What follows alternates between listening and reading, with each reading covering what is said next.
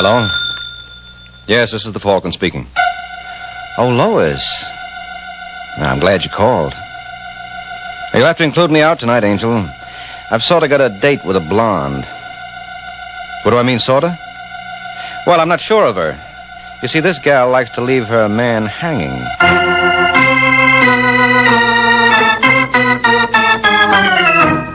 The Adventures of the Falcon, starring Les Damon. You met the Falcon first in his best-selling novels. Then you saw him in his thrilling motion picture series. Now join him on the air when the Falcon solves the case of the double exposure.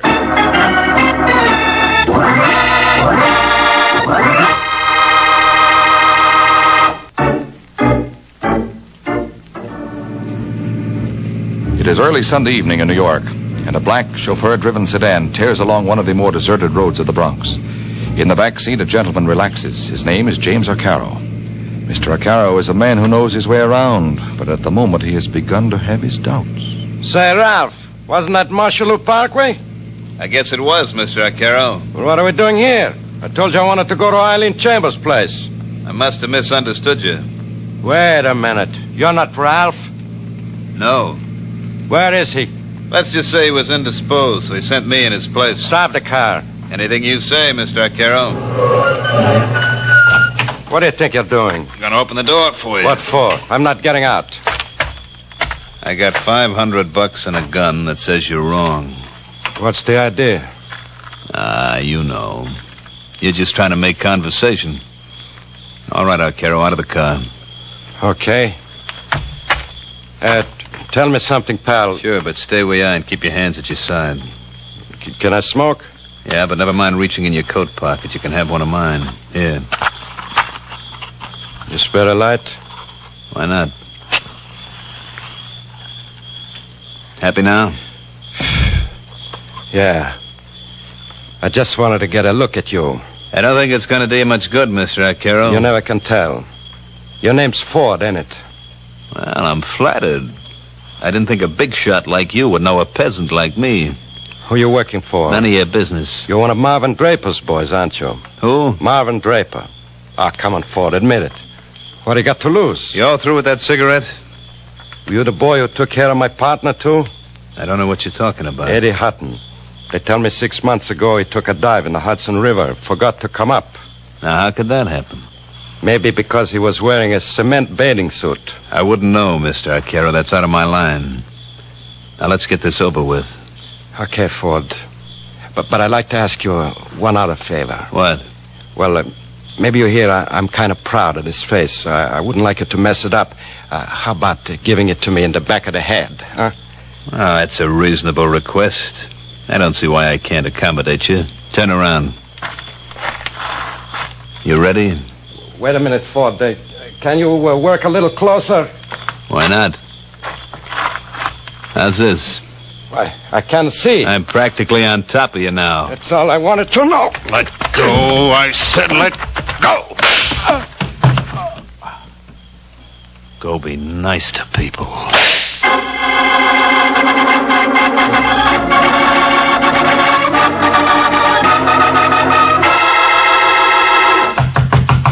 Who's there? Open up, Ford. It's the police. Oh, sure. Just a second.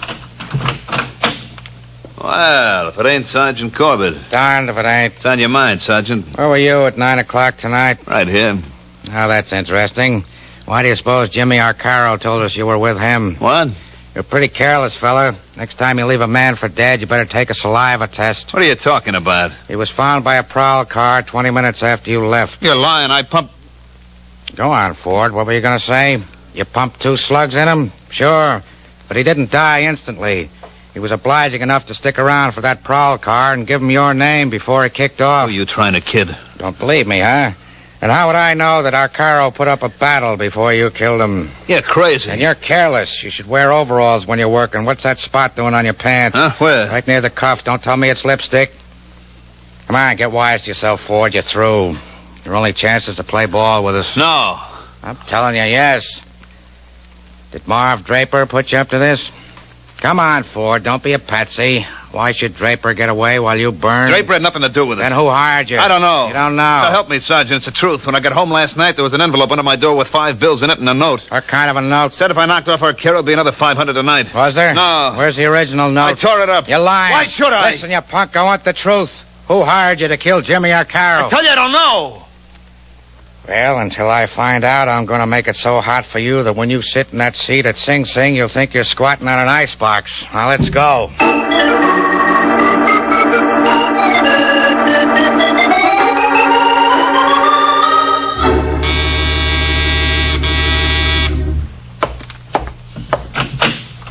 Yes? I'm looking for Mike Waring. Who? Well, you know, the one they call the Falcon. What's your name, Angel? Eileen Chambers. Are you Waring? Yes, I'm afraid so. Come in. Take off your coat. Thanks. Pardon? I was just thinking out loud. You wouldn't care for a drink? No. You sure? Positive? You sound like a girl who knows her own mind. I do. Yeah, I was afraid of that. Well, what can I do for you, Eileen? Eileen? An efficiency expert once told me that by calling women by their first name, during a year I might save as much as... 3 seconds. Well, there's no telling. He thought it might be as much as 5. What's in your mind, Eileen? Take a look at this. Certified copy of last will and testament of James Arcaro. Where'd you get this? From Mr. Arcaro's attorney. You benefit under the will? Read the last paragraph. Everything else I own, I leave to my good friend and partner, Eddie Hutton. However, in the event of Eddie Hutton's death before mine, then I desire my estate to go to my protege, Eileen Chambers. Not bad. You like it? I'm crazy about it. How much did Arcaro leave? What's your guess? Around $1 million. It's closer to 2. Well, that's really worth shooting for, isn't it? Just what is that supposed to mean? Oh, when Joey Ford bumped Arcaro, he really did you a favor. I don't like that kind of talk, Mr. Waring. Mr. Arcaro was a very dear friend of mine. Were you related? No, he had no family. He was interested in my voice. Oh, I see. He thought I had the making of a great singer. Well, just goes to prove you can't judge by appearances. Now, I never would have taken Jimmy for a patron of the arts, but, oh, well, that's beside the point. How do I come into this? Well, when I spoke to Arcaro's lawyer this morning, he showed a very strange reluctance to pay off. And you can't blame him, Eileen. Who can't? I think he's got something up his sleeve, and I want to find out what it is. Seems pretty obvious. Ford hasn't told the cops who he was working for. It was Marvin Draper. On the other hand, suppose it was you. What? Well, let's face it, Angel. Arcaro's lawyer must have thought of that possibility, and so will the police. Under Arcaro's will, you come into quite a bundle. Well, that was just an accident. Eddie Hutton would have gotten it all if he hadn't died before Jimmy. But he did, Eileen. And we mustn't forget it. According to the grapevine, Eddie Hutton died in October, about 2 months after this will was drawn. So you see where that places you. But that's just a temporary delay, isn't it? Once Ford confesses who hired him to kill Arcaro, I should have no trouble. None at all, Eileen. Unless, of course, he names you.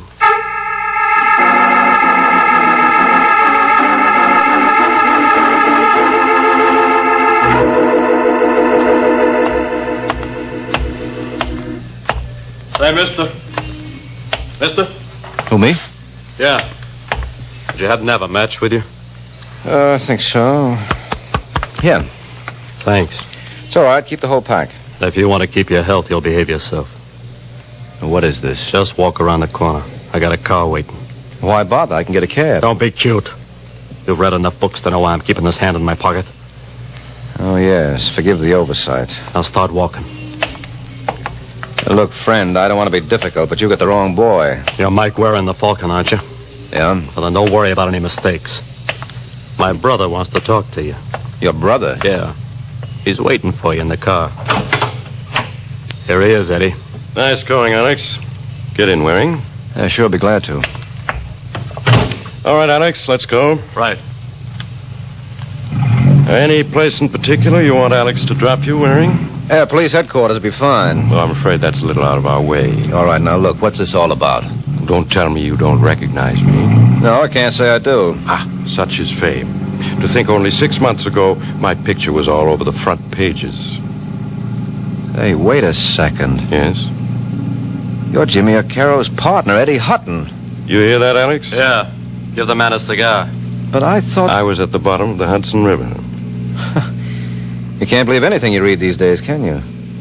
I heard Marvin Draper took care of you. Well, he was thinking of it, so I thought I'd better disappear. What made you come back? I got a wire from Alex this morning telling me that Arcaro was dead, and you were working for Eileen Chambers. My, how news travels. If you got a fee out of her, you ought to return it. Why? Because you can't earn it. Under the terms of Jimmy's will, all his money goes to me. Miss Chambers won't get a dime now. So, she'd better start saving her money.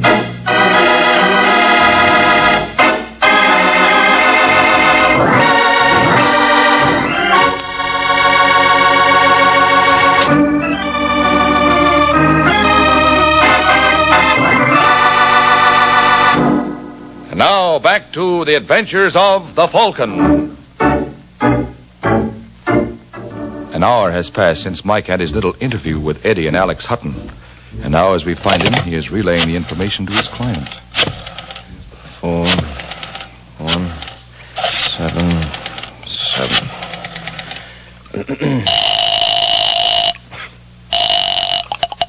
Yes?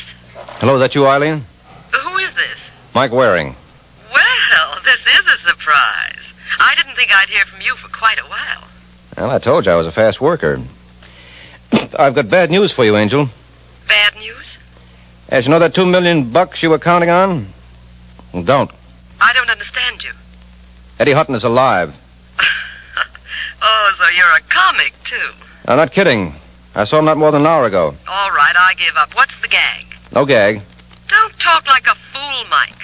Eddie Hutton's at the bottom of the Hudson River. Oh, not by a long shot. I'm sorry, Eileen. Still, it was awfully nice knowing you. Maybe we can get together on something else. Listen, Waring, you won't get away with this double cross. No, you're wrong, Angel. I don't believe in threats. Well, before you make one, hold the phone, huh? There's someone at my door. Speak of the devil. I want to talk to you, Waring. There's no point in playing a repeat engagement, Hutton. I've already convinced you're alive. I was just telling Eileen. Is she here? No, I'm talking to her on the phone. Well, tell her.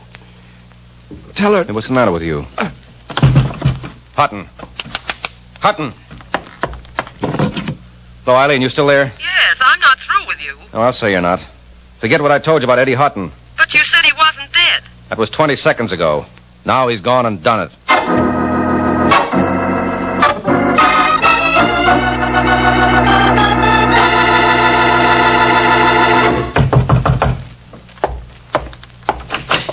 Yeah? Marvin Draper. That's right. Who are you? Mike Waring. Well, come in. Thank you. Well, this is a pleasure, Mr. Waring. I've heard a great deal about you. I've heard a lot about you, Draper. Well, believe me, sir, I've done nothing to deserve it. You're just a little boy from down south, came up to see the big city, huh? You're mocking me, Mr. Waring. You don't like that? No. So, if that's all you came here for... Not quite. I thought we could talk a little business. I'm a private detective. Well, then you're wasting your time. I don't need one. You never know. Now, don't tell me that fellow who killed Arcaro confessed he was hired by me. No. But remember a man named Eddie Hutton? Vaguely. Well, I wouldn't be surprised if the police want to talk to you about his murder. Well, they're a little late, aren't they? Yeah, well, they couldn't help themselves. His body just turned up an hour ago. Where? At my place. That's very amusing. I don't think so. You mean you can't see the comic possibilities in a man returning from the bottom of the Hudson? He wasn't at the bottom. He was in hiding. Oh, well, then the police did me a great injustice when they queried me about his disappearance. You think I ought to sue them for the embarrassment they caused me? No, I'd wait, Draper, because they're bound to cause you a lot more. They couldn't prosecute you then because they had no corpus delicti. What do you think they'll say when I tell them there's one in my apartment? Well, I'm not a gambling man, sir. But, I wouldn't mind risking a few bob wagering I know what they'll tell you. Yeah, what? That you're crazy, Mr. Waring. Now, you just see if they don't.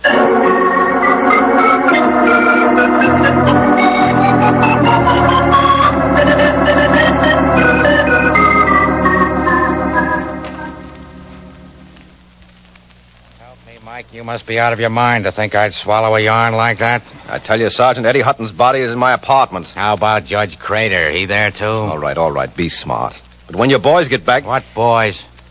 Well, didn't you send a detail to my place after I called you? You kidding? Listen, Corbett, I'm not clowning. No, I don't think you are. What's your angle, Mike? Angle? You must have one. You working for Draper? Would I come here if I were? I represent a girl named Eileen Chambers. Who's she? Jimmy Arcaro left her some dough in his will. Is that so? Oh, now look, Corbett, she didn't kill him. You said she collected under his will. Well, that doesn't mean anything. Has Ford talked yet? No. I'm beginning to think that story of his about the $500 in the envelope is true. But you do believe Draper was behind that? Yeah. Okay, then this is your one chance to nail him. How? Through the murder of Eddie Hutton. You're going to start that again? Listen, Sergeant. Suppose Hutton was seen around town today. So? So this was a perfect spot for Draper to act. Somehow he poisoned him. Poisoned? Well, that's the only thing I could figure out. There wasn't a mark on the body. Ah, that makes a lot of sense. A man sits down with a guy he knows wants to kill him and lets himself be poisoned, just like that. All right. Maybe he wasn't poisoned. I'm no doctor. Draper could have killed him 100 different ways. Look, why don't we go over to my place and you can see for yourself? Okay, Mike, I'll go along with the gag. All I ask is one thing. I got no sense of humor, so be sure and tell me when to laugh.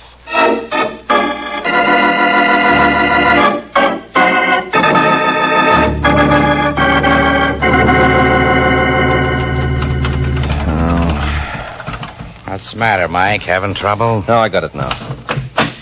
Wait till I turn on the lights, huh? Where's Hutton? You blind? He's right there, but... Hey, he's gone. Is this where I start to giggle? I give you my word, Sergeant. He was right on the floor there. Very funny. I haven't laughed so hard. Oh, don't be a sap. You think I'd bring you up here on a wild goose chase? No, that's what bothers me. What do you mean? You're not the kind of a boy who goes in for practical jokes. You must have had a reason for this, and when I find out what it is... Wait a minute. What for? Did you bring that copy of Eddie Hutton's fingerprints with you? Yeah. But when Hutton keeled over, his hand hit the top of my desk. So what? So he wasn't wearing gloves at the time. Where's your fingerprint kit? Get me a glass of water. You need water to run the test? No, I'm thirsty. Oh, you... Well, hurry it up, will you? How you doing? Be through in a second. Well, if you don't find a copy of Hutton's prints on that desk, I'll eat it. Okay, Mike, start eating. This desk is absolutely clean. Hearty appetite, pal.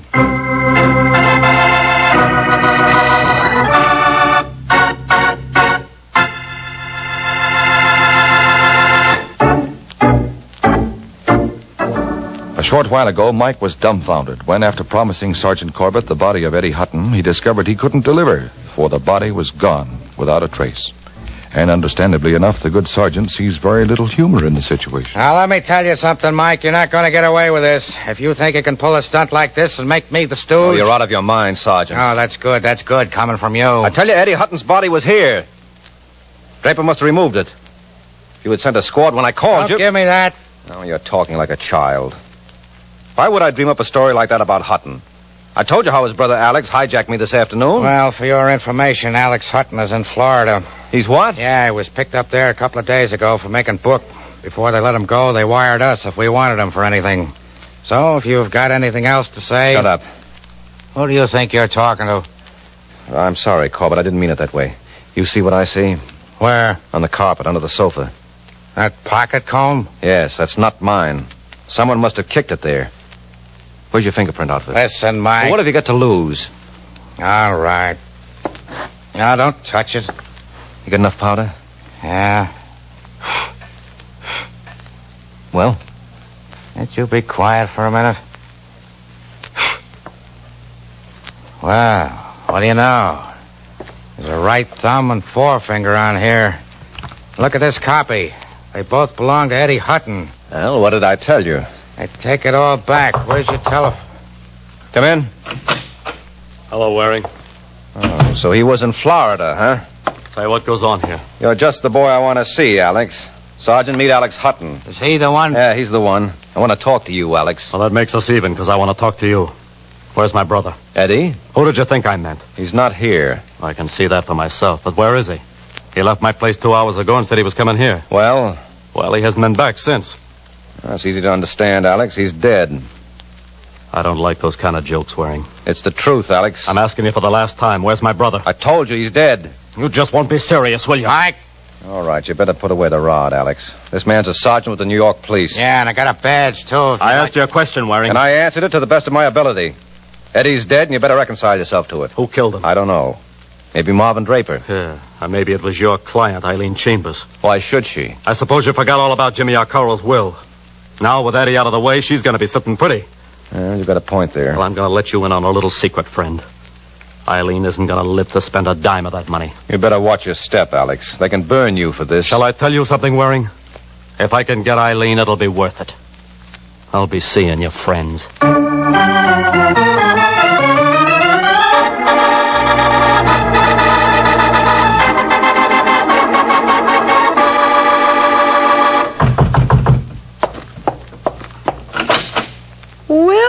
Well, if it isn't Alex Hutton. You surprised, Eileen? Not particularly.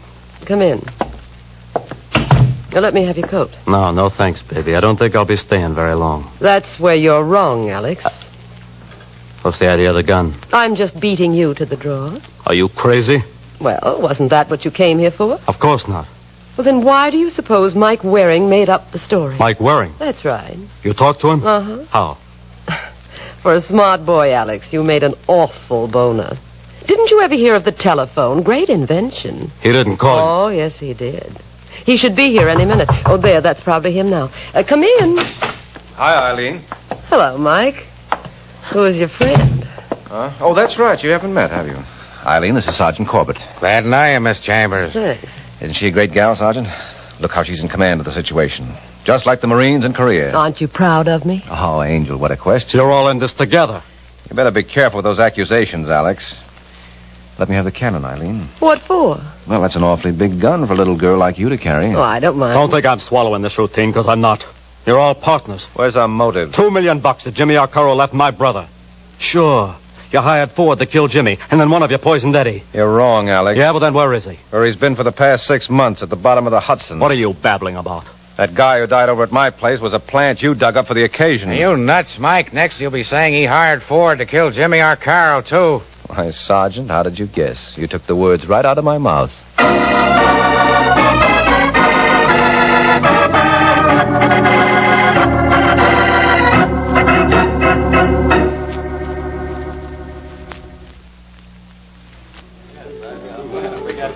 Now, admit it, Eileen. Isn't this cozy? I still don't see why we couldn't have brought your friend along. My friend? Mm-hmm. Sergeant Corbett. I think he's cute. Oh, really, Eileen? You disappoint me. Why, if I told you some of the things I know about Corbett... I'd much rather you told me about Alex Hutton. Oh, believe me, he's a much nicer guy. Even though he did hire Ford to kill Jimmy Arcaro. Why? Well, so that Arcaro's will would go into effect. You see, under its terms, if Eddie Hutton was alive at the time, he'd come into everything. That's why Alex showed up with his brother's double. Well, why did he kill him later? Well, the man had performed his purpose. All Alex wanted to establish was that his brother lived longer than Arcaro. In that way, your interest would be wiped out, and everything would then go to Eddie Hutton. Well, how did that affect Alex? Well, if Eddie Hutton survived Arcaro, the money would go to Eddie's next of kin.